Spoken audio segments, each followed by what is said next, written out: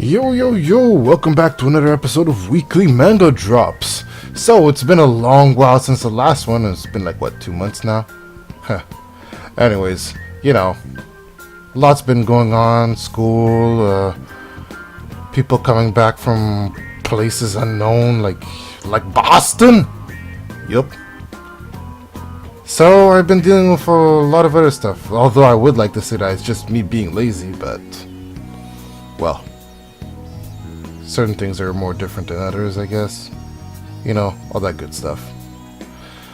But anyways, this week, as the first time in a long while, we're going to be having this weekly manga drop. And the manga of the week this time is called A Silent Voice, or also known as Koe no Katachi. This one manga has a few manga awards under its belt, such as the Newbie Best Mangaka Award, and well, a few other things going for it. I don't really know about the other awards. That's the only one I know. But yeah. Anyways, inside this manga that we speak of, it's also been made into a movie. So the movie itself is made by Kyoto Animations and is about 129 minutes. That is, yeah, the more exact number. But anyways, it's the series is actually something that really breaks the mold. Because even though it's a shonen, it has, well, I'd have to say it's something that's very anti-shonen at the same time. I mean, granted, you have like the protagonist and you have his point of view and everything. But the thing is, you kind of switch between perspectives little by little here and there. So it's not always just one perspective that you're looking through. You're not always looking through the protagonist's eyes, right? But inside the story, it's about Shoya Ishida and Shoko. Oh man, I do not remember her last name. Anyways, Shoko is, for lack of a better word, well, no, it's not really lack of a better word. She's literally deaf, or she can hear a little. I mean, she does wear hearing aids after all. But regardless, what Shoya used to do is, he used to, and it's kind of hard going into this because it's the whole premise of the story that brings it, but it doesn't really take that long in the movie in the first place. Although, well, it is. I mean, but it's only shown in small snippets, and not too much goes on. And in the manga, it's much more elaborated on. Like, certain things you understand a lot more if you read the manga rather than the movie. It's not to say that the movie does a bad job or anything.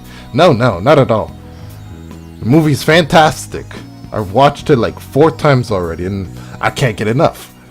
I would prefer that they make it into a more stable anime, but, well, we can always dream, right? But regardless of that, I'm getting a little sidetracked. But basically, all the bad things that would start to happen to the class, like them failing at the choir, I think it was some kind of choir competition that happened, and a few other things that are, well, more sound related, really. The students start to notice that she's being, well, not exactly favored, but not exactly pitied either. Like, she would read something and it would basically sound horrible, right? I mean, she doesn't really have much of a sound perception in the first place, so you can't really expect too much out of her in the end. But regardless of that, she still tries her hardest, right? So some people started to, well, You know how it is with kids. Whenever somebody's new and different, and they start getting all the attention, they always feel threatened, and, well, they turn to one of the most despicable things, which is bullying. So, here's the thing. Shoko ends up being bullied, obviously, right? Because obviously, she does things differently from everybody, and she's getting favored. But because she's getting favored, she's also not really getting she's not really getting any friends whatsoever, actually. And so forth, she gets bullied, as I said before. The thing is, Shoya is the one who's the ringleader of this entire thing. Although to him, it wasn't exactly bullying. It was more something childish, something that encapsulates what it is to be a child, which is, it was to kill time, really, so as to never be bored. So to him, she was nothing more than a toy to play with. So he would show up to class and literally be like, what am I going to do to her today that's gonna cause me to get laughs? Because at first he was the class clown, and to keep up with that, well, he kind of turned to bullying. But it's child reasoning, so it's just the way it is, right? Regardless of that, things don't all end up going right for him, because obviously he took things too far. Well, any bullying is really taking things too far, really. Like, I believe he destroyed around 5 to 7 hearing aids, and hearing aids are not exactly cheap. They're very expensive. I believe the average hearing aid was about 50,000 yen, which is like what, $500? It's pretty damn expensive if you ask me. I mean, if you just had one, I guess it'd be much more expensive. Anyways, I'm rambling. So obviously, eventually, the mother's just like, enough is enough. I need to get to the bottom of this. And here's where everything takes a turn for the worst. Well, not worst, really. I guess you could just really say it's just desserts. Shoya gets rooted out as the ringleader and pretty much the principal person who bullied her in the first place. Now, you may be thinking, as I said before, it's just desserts, right? But it's portrayed in such a way that he actually gets betrayed and everybody by all the people who are laughing along with him and everything. Some people actually push all of the blame onto him, even though they did some pretty horrible things to Shoko as well. But kids, they don't like being in trouble. So it couldn't really be summarized as just that. So the story pulls ahead, and the bullying of both Shoko and Shoya keeps going, because now they're both being bullied. Although Shoko is bullied a lot less than Shoya is basically taking the whole brunt of the entire situation, which is really what he deserves when you think about it. But since he's the protagonist, you can't help but feel bad for him, even though he was the ringleader. Regardless of that, the bullying continues, and eventually Shoko ends up transferring out and going to a more well, I'm not sure how her school works exactly. Maybe it's better, maybe it's not. Nobody really knows. They don't really elaborate on what happens to her inside when she goes into high school.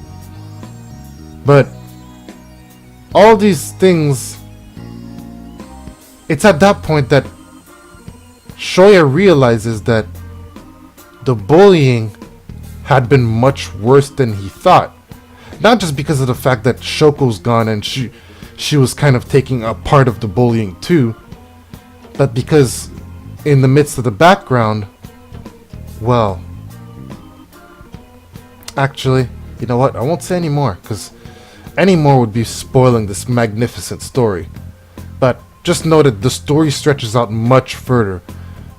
We actually enter a time skip afterwards, and we pick up where Shoya basically, well, Shoya was basically about to commit suicide.